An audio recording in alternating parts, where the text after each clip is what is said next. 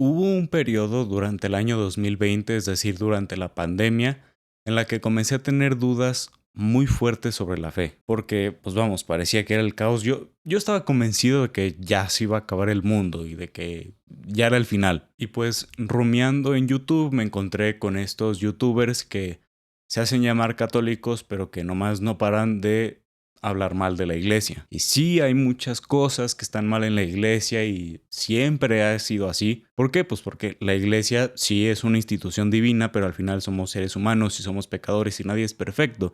Y siempre han habido problemas, a veces más graves, a veces más leves. A veces se logran resolver de mejor forma, a veces de formas mejorables. Pero bueno, en ese momento, durante ese periodo de crisis, pues sí llegué a pensar de que ya todo estaba acabado y que estaba como en una especie de iglesia falsa. Sí, hubo un tiempo en el que fui sedevacantista, que yo decía que el Papa Francisco era un antipapa y que el verdadero papa era Benedicto.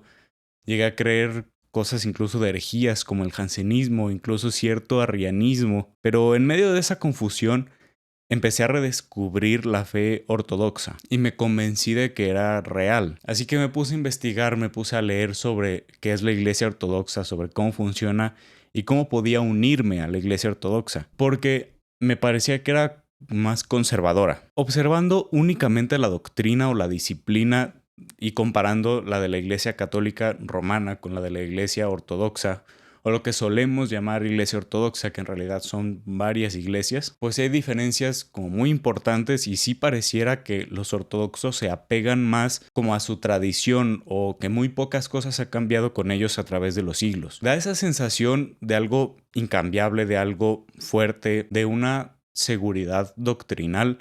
Y creo que era lo que yo más estaba buscando en ese momento. No tanto saber la verdad, pero sí sentirme en una fe sólida, bien fundamentada y que resistiera bien los problemas de nuestro tiempo. Fue ese momento en el que también descubrí los padres de la iglesia y comencé a leerlos, y al leerlos me convencí de que la fe ortodoxa era real, de que era la verdadera fe. Pero al entender, al comprender los escritos de los padres de la iglesia, fue cuando me convencí de que en realidad la fe católica es la verdadera. Pero hubo una cosa, un detalle en particular que fue el que me hizo dudar de entrar a la iglesia ortodoxa, y te lo voy a decir después. Primero que nada, ¿cómo funciona la iglesia? Jesucristo, cuando comenzó su ministerio, empezó a reclutar, por así decirlo, a llamar discípulos. De entre esos discípulos eligió 12, que fueron los apóstoles, los cuales, según dice San Mateo, les otorgó la potestad de expulsar demonios y después de perdonar los pecados, de celebrar la Eucaristía y de muchas otras cosas más. No es que desde un principio les dijera absolutamente todo lo que tenían que hacer, sino que se los fue revelando poco a poco. Aquí es donde nace el sacerdocio, con los 12 apóstoles, y más tarde el episcopado. Así que estos apóstoles, y sí incluyendo Judas Iscariote, fueron los primeros obispos de la iglesia, con la facultad de después nombrar presbíteros y a su vez nombrar diáconos. Pero de entre esos 12, de esos 12 obispos iniciales que fueron los 12 apóstoles, Cristo designa a uno de ellos, a Pedro, como el líder de ese grupo, cuando le dice: tú eres Pedro y sobre esta piedra edificaré mi iglesia, que en arameo se diría Kefá. Tú eres esta Kefá y sobre esta Kefá edificaré mi iglesia. En arameo, Pedro y piedra son exactamente la misma palabra. A su vez, Cristo le dice a Pedro que en algún futuro tendrá que confirmar en la fe a sus hermanos, y Pedro a su vez en una de sus cartas afirma que su forma de gobernar no es imponerse, sino la gobernanza del amor y de procurar que todo esté bien entre todos sus hermanos. Y ahora bien, ¿por qué Jesús eligió a Pedro? Te lo explico en el video que va a estar apareciendo aquí arriba. Ahora bien, la fe ortodoxa te dice que pues realmente no es que sea tan necesario tener un papa, que se puede lograr la unidad sin necesidad de que un solo hombre represente esa unidad, porque el papel del papa sí representa una autoridad, pero sobre todo representa la unidad de la iglesia y una supervisión de la iglesia universal, pues para que asegurarse de que todo vaya bien. Y eso lo vemos desde los primeros siglos de la iglesia. Tenemos, por ejemplo, las cartas de San Clemente, que fue el cuarto papa, o hay quienes dicen que fue el tercero. Está como esa disputa, no se sabe si fue el tercero o si fue el cuarto. Y tenemos las cartas de San Clemente dirigidas a varias iglesias, sobre todo a los corintios. Así que ya vemos que desde los primeros siglos, el obispo de Roma, el Papa, pues ya jugaba un papel muy importante en la supervisión de la Iglesia universal. No debe buscar usurpar la autoridad de los demás jerarcas de la Iglesia, sino una autoridad ejercida con amor. ¿Y qué es lo que sucede si no hay un papa? Pues es muy difícil lograr esa unidad o esa coherencia doctrinal. Y la forma en que se organiza la Iglesia Católica Romana es con el Papa a la cabeza, que es el obispo de Roma. Es como un doble oficio. Quien ejerce como obispo de Roma a su vez ejerce como el Papa, y él ejerce su autoridad en el resto de la Iglesia, ya sea a través de él mismo o a través de los dicasterios del Vaticano, a los cuales les deriva, por así decirlo, su autoridad como papa. Y después están pues los obispos o las conferencias episcopales de cada país, y después los presbíteros, los párrocos, ya según cada parroquia, etc. Pero a la cabeza está el papa. Ahora, la forma en que antes del cisma se gobernaba la iglesia era una pentarquía, es decir, 5 patriarcas que eran los más importantes. El primero de ellos, a la cabeza de todos ellos, y nadie lo puede negar, estaba el Papa, el obispo de Roma. Lo que él decía se hacía en toda la iglesia, y lo dicen inclusive los primeros concilios ecuménicos. Después de él seguía el patriarca de Constantinopla. Después los otros 3 eran el de Alejandría, Jerusalén y Antioquía. Y siempre hubo como esta guerra de poder entre los primeros 2, entre el Papa y el patriarca de Constantinopla, al grado de que hubo un punto en el que el patriarca de Constantinopla se puso a sí mismo el título de patriarca ecuménico, es decir, el patriarca de toda la iglesia, a lo cual el Papa le dijo: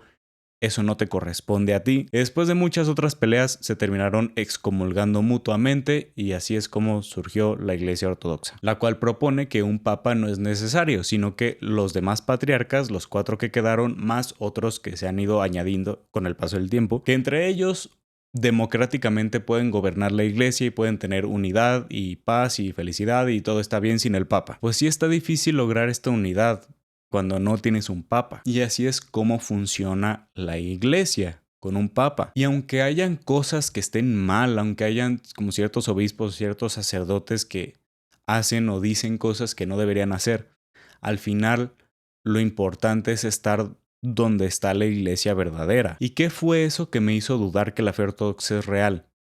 Fue su enseñanza sobre el matrimonio. En la iglesia católica no te puedes divorciar. Eso simplemente no existe en la iglesia católica. Existe la anulación, pero la anulación es simplemente declarar que un matrimonio jamás existió desde un principio. Pero en todas las iglesias ortodoxas sí existe el divorcio. Te puedes divorciar y volverte a casar hasta 3 veces. Y es cuando dije, a ver, esto simplemente no puede estar bien, porque el mismo Jesús dice que eso no está bien. Él mismo dice que el matrimonio es para siempre y que no le es permitido a un hombre despreciar a su esposa, y que si te vuelves a casar es cometer adulterio.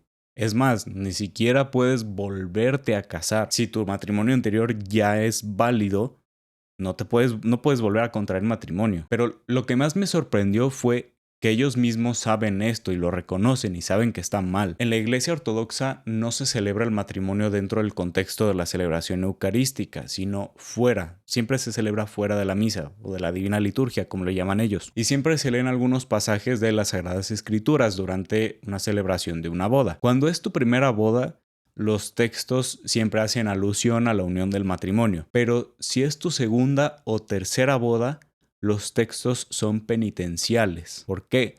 Porque saben que eso que están haciendo está mal. Y la forma en que lo justifican es diciendo que Dios entiende tu situación, así que no pasa nada. Pero eso lo puedes aplicar a cualquier pecado.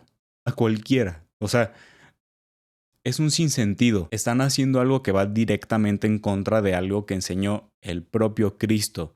¿Y qué? ¿Se equivocó? Yo en cuanto leí eso dije, esto no puede ser posible. Y otra cosa que me llamó mucho la atención es que hay teólogos, inclusive santos ortodoxos, que a lo largo de los siglos han abogado porque vuelvan a entrar en comunión con Roma. Sus mismos teólogos o mismos expertos en la historia de su iglesia afirman que es necesario estar en comunión con el Papa. Y es más, han llegado a volver a estar en comunión con el Papa. En el Concilio de Florencia volvieron a entrar a comunión con el Papa y volvió a ser una sola iglesia, pero ha sido la propia gente la que no quiere eso. Han habido muchas de estas sedes patriarcales ortodoxas que han luchado por volver a entrar en comunión con el Papa, lo logran y después la propia gente, los propios fieles son los que se vuelven a separar y se unen a otra iglesia que no esté con el Papa. O sea, las mismas autoridades saben que es necesario que estén con el Papa, pero la gente no lo quiere, porque reconocen que es algo necesario, que él es el primer lugar entre todos los patriarcas y todos los obispos del mundo, pero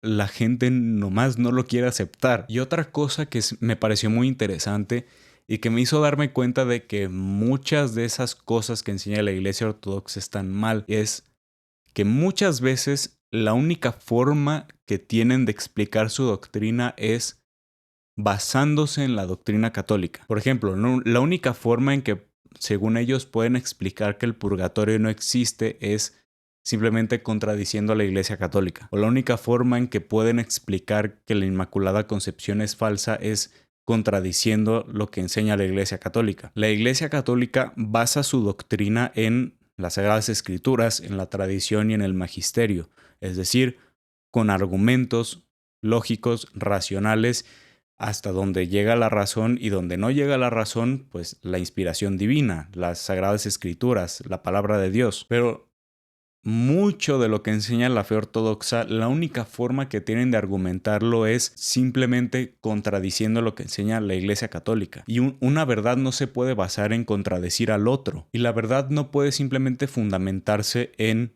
contradecir al otro. Tiene que tener razones, tiene que tener argumentos. No necesariamente racionales, tampoco somos racionalistas, pero sí desde la fe. Y muchas veces no son capaces de hacer eso. Y ahí les va.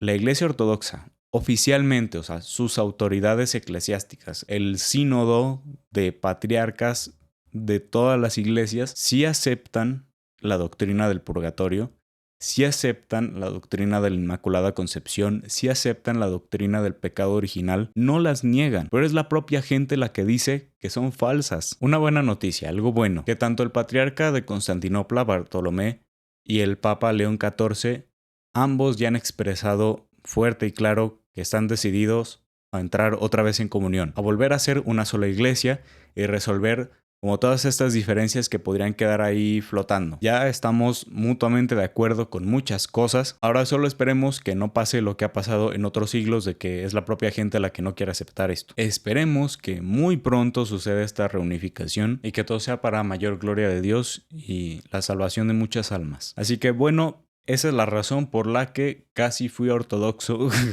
Si cometí algún error con alguna cosa que dije, por favor, házmelo saber en los comentarios. O cualquier comentario o sugerencia que tengas, pues adelante. Y nos vemos muy pronto.